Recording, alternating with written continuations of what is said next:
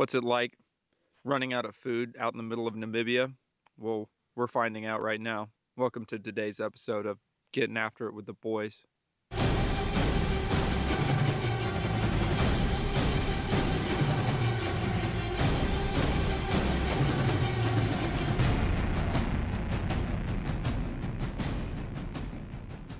We've been eating too good for too long, and so we brought back Cooking with Dan with another vegan hot dog. Ryan special. Today's vegan hot dogs, we're going for like a blue cheese-esque type thing. You know, you can see growth on there. Helps add some flavor to the bread. Makes it a little more unique, tangy texture. Innovative. Not many people have had mold on bread before. Don't prefer it, but that's how we operate in Dan's kitchen. How many have mold on them? Like the whole thing. Excellent. Which is good though. Well, this piece looks good. There's no mold on this one, so this is a special one. Does that one have mold, that rind piece? I don't know. I think this one's edible though. Edible vegan hot dog. I like to take things to another level sometimes, but you know, green mold on bread is maybe something we shouldn't eat. Not vegan hot dogs. Moldy vegan hot dogs.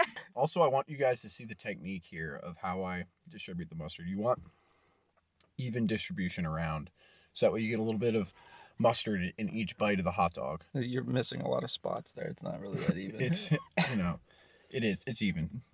Don't let him tell you otherwise. Oh, yes, my favorite. More vegan hot dogs. Culinary masterpiece.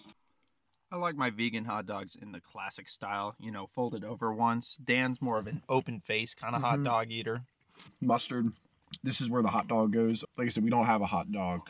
This is just where the mustard goes. We've had stews. We've had, you know, potatoes, rice, oatmeal. We've had fresh fruits, curries. We're losing the fundamentals. We're losing our roots.